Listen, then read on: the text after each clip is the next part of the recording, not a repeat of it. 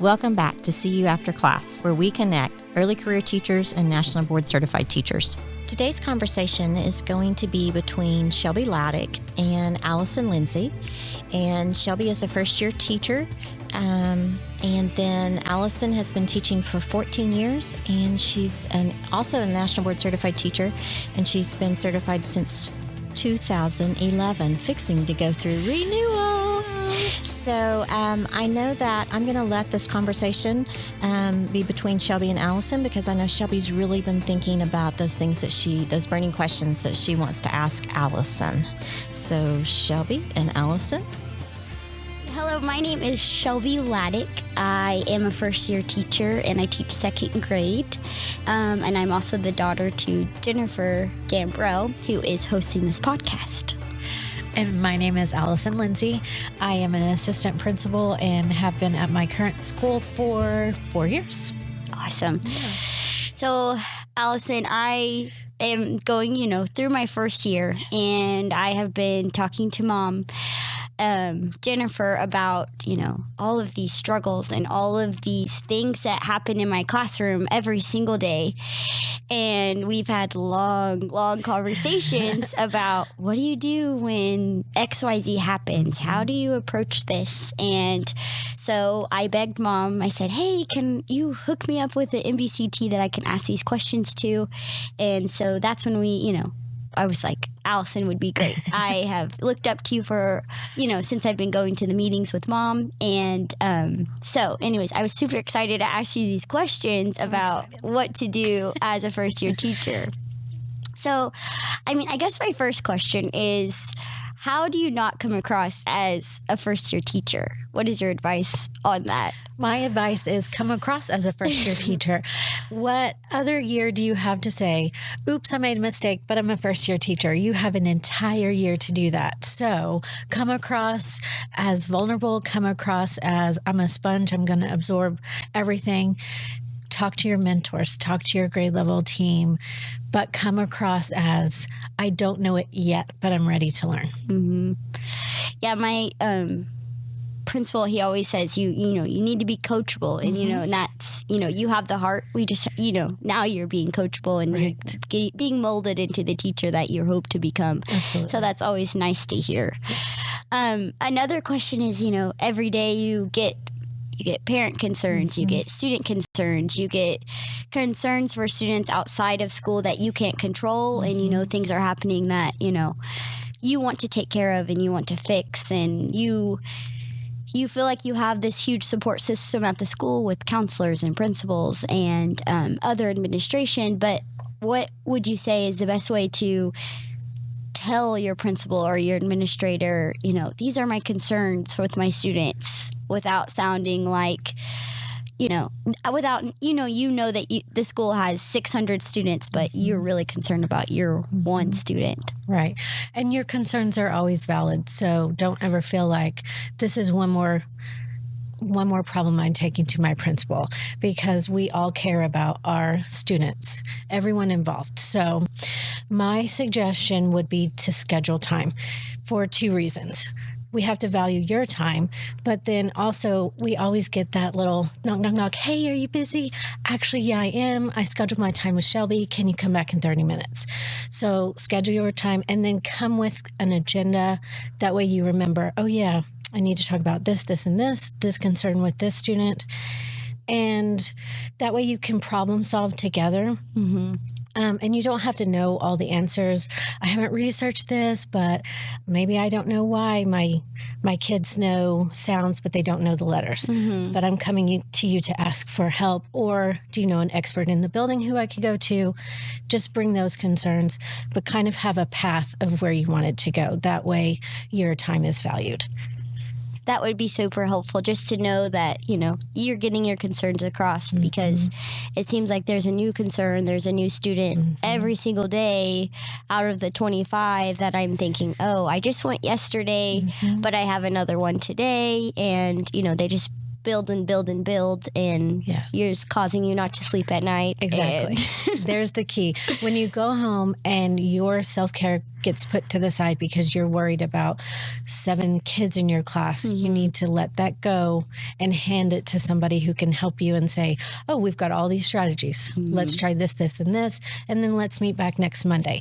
That way you have a little bit of breathing time so it's not so heavy on your shoulders. Right. I think I learned that the hard way, thinking, okay, I have to deal with all of the discipline. I have to deal with all of the academic problems. I have to deal with all of these needs in my classroom. Right. And, it plays a toll on you when you are, you're trying to give them everything you have, and you are, you're barely going because, and then, thinking, okay, I can hand this over. It doesn't have to just be me. Right. It's not a reflection of you being a bad teacher or you not knowing what to do. It's a reflection of, I'm out of my comfort zone. Somebody help me. And bring in those support systems. Right. Yes. It's so helpful that we have. I think when I went through college, I didn't realize how important the support systems were. And, there's lots of things that I've learned that I didn't learn in college, but everyone always says that. But learning that, the counselor plays a key role and the reading specialist plays a key role, just as much as the principal and you they play such a big role in those students' lives. Right. So another question might be, back to when you were just teaching, and how did you handle, this is kind of a silly question, a question I talk to Mom about consistently is, okay, the weather is changing. We need to learn double-digit addition, and they just want to have fun. How did you balance the fun and the chaos, and do you have any advice on that? Yeah, so that's like the daily struggle every day, is to figure out, okay, how do I get the squirrelies out of them, but also teach them? So it's okay to take a 10-minute break and do Adventure to Fitness, or just blanked on the other side we used every single day. It'll come to me. But it's okay then to also take that interactive piece. And if you have a whiteboard, smartboard, Promethean, project something that has to do with your standard, but also tricks your students into, I'm learning, but I'm also having fun. It's just those little pieces to take a minute. And then if you need to, just have them sit, have them take a little meditation breathing moment, count to 10, do the breathe through your nose, out through your mouth. Because sometimes as adults, our anxiety goes to our students and we don't realize it, especially when somebody else is in the room. We think, oh my gosh, they're looking at me, they're judging me. But what anyone in your room is there to see is just make sure your students are learning, and your students are learning with those interactive websites. Your students are learning with the Adventure to Fitness or the meditation moments. Just take whatever you need. Take your time. Yeah, it's hard. Your first year, you want to have it all together. You want to have everything perfectly, and you want to have the crafts, and you want to have the bulletin boards, and you want their test scores to improve. And, not that that's not reality, but I've had to start taking it day by day, because when I started thinking big picture and I have assessments to go do and report cards and parent conferences, it was so overwhelming and starting to, shut down. And then you feel that, I understand why this is hard. Right. And I don't understand why we put that pressure on ourselves, because from day one, we think I have to be perfect. If my classroom isn't day one ready, my kids aren't going to learn. But I guarantee you, if you ask them now, hey guys, remember on August 12th when we started, that one bulletin board was missing that one piece? You remember that? And they're going to look at you and go, I don't. But I do remember the lesson you taught about da-da-da-da-da. So we all put that pressure on ourselves. But I think you are on the right track with just chunking it and taking it day by day. And sometimes that means looking at your 9 weeks and then chunking it into a week at a time, or a day at a time, or an hour at a time. Something else I've noticed has been such a big blessing is that I love to build relationships with my kids and learn about them. And do you have any advice on, getting to know them on a deeper level. And, I've realized that their parents and their grown-ups and their home life shape them so much Correct. more than I even thought, and just getting, it can affect their day so much. Yep. And just knowing, okay, they didn't have breakfast this morning, or Yes. they missed the bus this morning. Right. Okay, that makes sense why this is happening. Yes. Yeah. I have a strategy. It's called 2x10. It's not anything we came up with. It's been around for ages, but for 10 days, ask students 2 questions about themselves that is not related to school at all. Can be anything. Sometimes it's sports. Sometimes it's the latest fad Pokemon cards or whatever. And then talk to them for 2 minutes every day. And it can be longer once you start getting those questions out of them. But after you do that, it goes from the surface level to something deeper, because then the kids realize, oh, even if you don't know about Pokemon, then that night you do some research, and then the next day you come back and you use a character's name in, I don't know, a reading lesson, and they're like, oh, she knows about my favorite character. It's Right. just that one little piece that tweaks it from, she is always going to be my teacher, but she cares.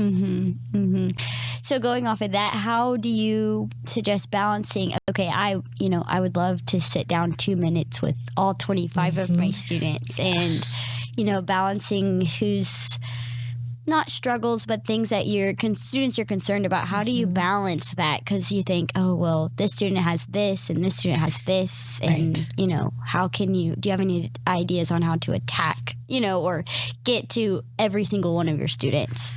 My suggestion, I wish we had like the $1 million idea. Right.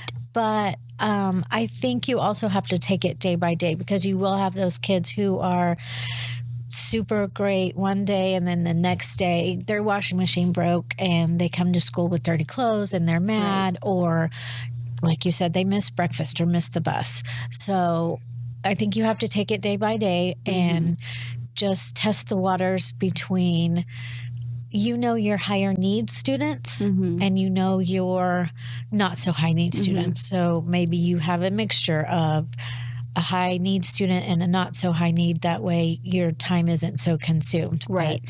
But I guess it could be as simple as making a schedule. So this week I'm going to focus on these students, and then next week I'm focusing on, I'm not for sure. We can come up with that $1 million idea though. No, I was just curious on how, you advise your teachers to do that, because I think that's where I get overwhelmed too. It's like, oh, there's so many needs. Yes. And, they have a great life, or they have all their needs at home, but, maybe they're missing something that's really, struggling and making a difference in their life. So, so kind of to shift gears, and just one of my personal questions, and what I'm thinking about consistently is, how did you decide to what you wanted to get your master's in? I know that's different than the other ones I've asked, but that's something, you go to college for 4 years and you're thinking, oh, I would like to get my master's, but how did you find what you were passionate about?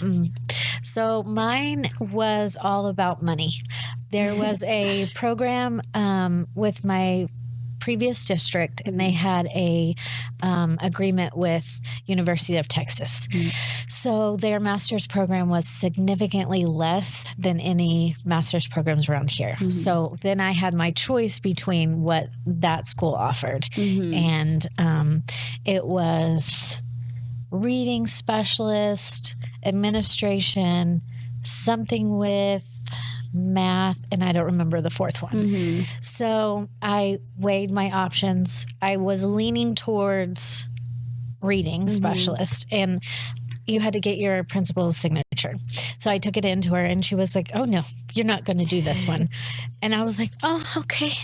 And I didn't understand at the time where she was going with it, but she was like, you need to go down this route right here. So she kind of nudged me into the administration route, and I have enjoyed my route so far, but I'm glad she challenged me. I don't know that without her challenge, I would be in my position. I am thankful for how it came to light, because I was towards the end of my 14th year, the district I was with was restructuring and there's a lot of changes, and I just didn't enjoy teaching anymore. There was just too much. So it came with a good time to change. Just seems like everything seems so important at this point, and I'm thinking, counseling sounds really great. Yes. Administration, I would love. Reading specialists, they are needed. So you need it all. Yes. And so I'm like, I would just do everything if I could do that. But and also to go off that, how did you decide to go through the national board process? Oh, that was another school district. So the school district brought in, there was at the time 3 higher level district employees who had been through the national board process, and they brought in kind of a brief overview. And then I think they had a little Saturday review, and I wasn't going to do it. And my principal at the time was like, hey, come here. And so she sat me down, and I was like, it's so much work and I'm not at that caliber yet. And so again, my principal said, you're not there yet, but you're getting there. So start the process. And then through the process, of course, I felt like a fraud through the entire thing. And then I felt like after I certified, I needed to apologize to all my students and send them to counseling for all of the bad teaching I had done. But that was another path. My principal said, let's explore this. So even in the timing, it was kind of just your administration that even pushed you into do it, of when you were ready for it. Yes. Said, let's do this. Like, okay. Well, I'm so thankful that they did that. So I am too. I'm going to start with Allison, and I'm going to try to ask every teacher this question. So just kind of be thinking about this. So what is it about teaching? I've heard so many great ideas. So what is it about teaching that makes it the best profession ever? Oh my gosh, you're going to make me narrow down to one. Well, you just have so much fun, and yet you get to reflect back at the end of the year and think, I taught these kiddos all that in 1 year. And then just the silly things they say on a day-to-day basis. You could write a book on just the silly things. And then the continued relationships you have as they grow up and they graduate high school and they come back to see you, and they're 6'3" and they used to be 3'10", and they've made something of themselves, and you're so proud. So I can't narrow it down to one, but and then when you do make your mistakes, you get to clean the slate. No other job do you get to clean the slate every day and start fresh. So Shelby, I'm going to ask you the same question. It's your first year. You're halfway through this. So what is it about teaching that makes it the best profession ever? I would guess, going off of what Allison said on every day is a clean slate, and knowing that every day, even though yesterday was a struggle and yesterday, you had glitter all over your floor, I still get to go back tomorrow and we get to try again. And just like we tell our kids, you get to make the choice on how today is going to be. You get to decide what outlook we're going to have, and knowing that it is in my hands is overwhelming at sometimes, but sometimes I have to remind myself and empower myself. It is in my hands, and we can get through this, and it is a new day, and they are just learning about them. I think all the time, I only have 25 students. I mean, there's so many children in the world. I can imagine, what they are saying and what they're doing. And, it's just incredible to get to know them and see them grow and learn every single day. Yes. I'm going to add one more thing. So when you make a mistake, and I always told my kids, I make mistakes every minute. And so you're going to have to catch me on my mistakes. But when you make mistakes and you apologize to your kids, they're not rude and hateful. That's okay. You made a mistake. It's no big deal. And you're just like, oh, thank you. And because in the real world, people would be like, are you crazy? You did what? And so they're not always as forgiving as our kiddos. they're really good at forgiving and let go, and 5 minutes later they forget that it happened at all. So, well, I think that concludes our first podcast, and it's going to be so exciting to see where this goes. So I think we've got some great ideas, and we will just keep building off of these. Thank you for having me. Thank you for both of you coming. Thank you. Thank you for listening to See You After Class. We hope that early career teachers realize that those same questions that go through their heads go through all teachers' heads, and we also want you to feel like you're not alone. National Board Certified teachers have the same concerns. They just have added experience to give you a few new ideas to try.